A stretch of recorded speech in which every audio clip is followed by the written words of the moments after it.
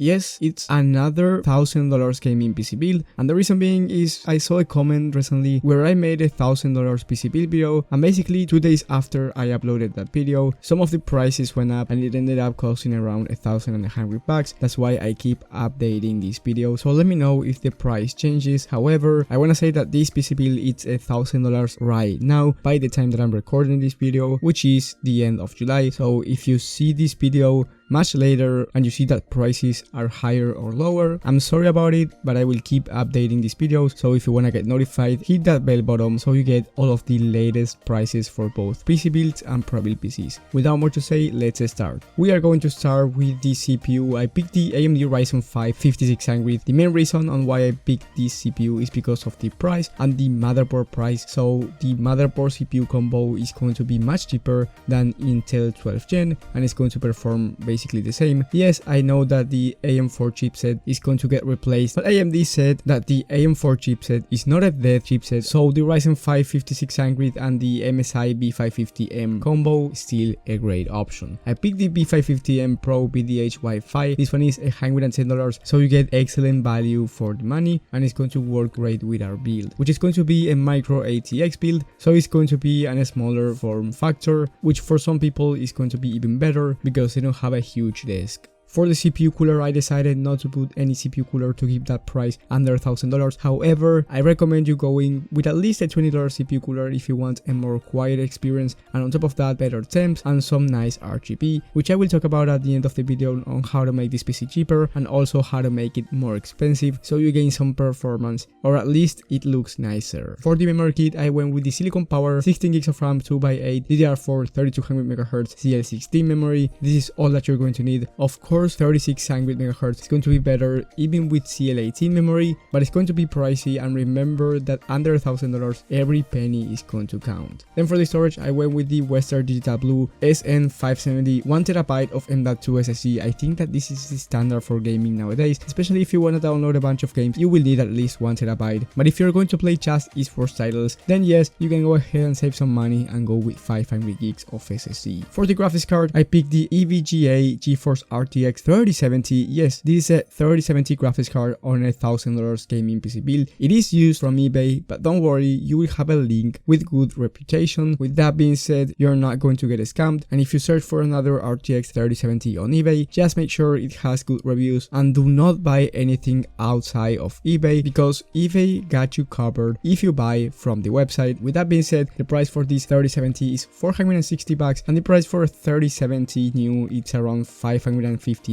for the MSI one. Of course, you can go with a new one if you have a budget of around $1,100, but if you're under $1,000 and you want a PC build that's great for 1440p gaming, it will run every single game, of course depending on the settings, but at least 60 FPS on average. Even the AAA title games, this GPU is going to be the right one for you. But anyway, if you want to see the exact performance for this PC build, you should search on YouTube the benchmarks for the RTX 3070 and the Ryzen 5 5600 combo for you to see how it will perform on your favorite game and every setting. Now, if you want to keep that price under $1,000 and you want a new GPU, then you should go for the 3060 Ti, which is going to be cheaper than the 3070 brand new. I believe the cheapest 3060 Ti is going for around $470, so it's going to be under $1,000 still, but the 3070 has a better performance, especially at 1440p. If you're just going to play at 1080p, I don't feel like you should buy the 3070. You should go with the 3060 Ti or even the RX 6700 XT, which is going to perform really similar, and you save around $40, so that's a great option as well, and I do recommend the RX 6700 XT a lot in my channel. Then for the case, I picked the DEEPCOOL MATREXX 40 with 3 fans installed already. It's a great value for the price, $72, and you get all of the fans included, so the airflow is not going to be a problem here. However, if you want better airflow, at the end of the video, like I said, I'm going to explain on how to make this PC better as well, and I will replace the case with a better one for the airflow. For that reason, I do recommend you staying until the end of the video. Then for the power supply, I went with the EVGA SUPERNOVA 650 watt 80 plus cold power supply. This one is $60 and it's going to be enough for this build. However, once again, if you want to upgrade later on, so let's say something like the RTX 3080 and you also want to pair it with, let's say, the Ryzen 7 5800X, then you will need more wattage and replace the power supply with at least 750 watts. But if you want to feel more comfortable, I would even recommend 850 watts. But for this build, 650 is going to be more than enough even for future upgrades on the CPU.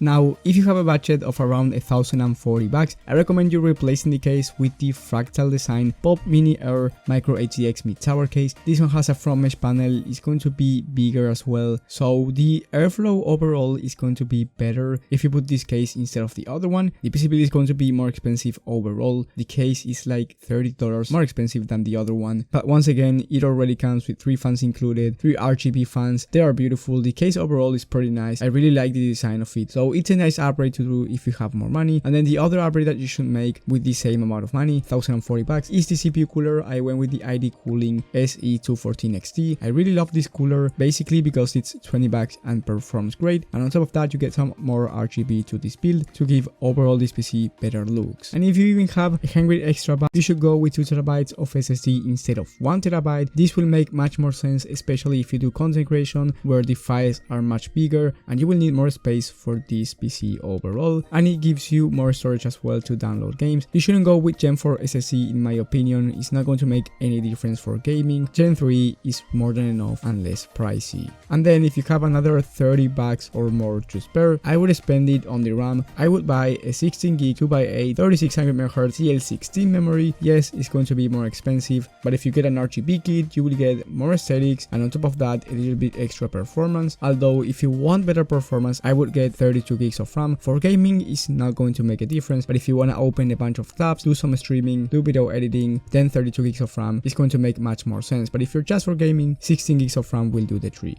And of course, if you even have more money, then get the GPU brand new instead of used, but you would end up spending like $1,200, and this video it's about $1,000 gaming PC build. But if you have a budget of around 1200 bucks, I think it's worth the upgrade. You will get more storage, better airflow, overall a better gaming desktop. And if you have less money, the only thing that I would downgrade is the storage to 500 gigs of SSD. Remember that this is an upgrade that you can make later on really easily, and you end up saving around 40 bucks. So the total price for that PC build would be around 950 bucks, and you get the same 3070. The performance is going to be the same, but you will be more limited when downloading games. That's the only thing that is going to change. If you enjoyed this video, leave a like and subscribe, but most importantly, like I said before, hit that bell button so you get notified when I upload these videos and you get updated prices. I will also leave a bunch of Prebuilt PCs down below in the description, as I always do, in case you want a Prebuilt PC instead of a PC build for every single budget. However, my next video is going to be around the best Prebuilt PCs of the new month for August 2022, so keep that in mind and stay tuned. Thank you guys for watching, thank you for the support, and I will see you on the next one.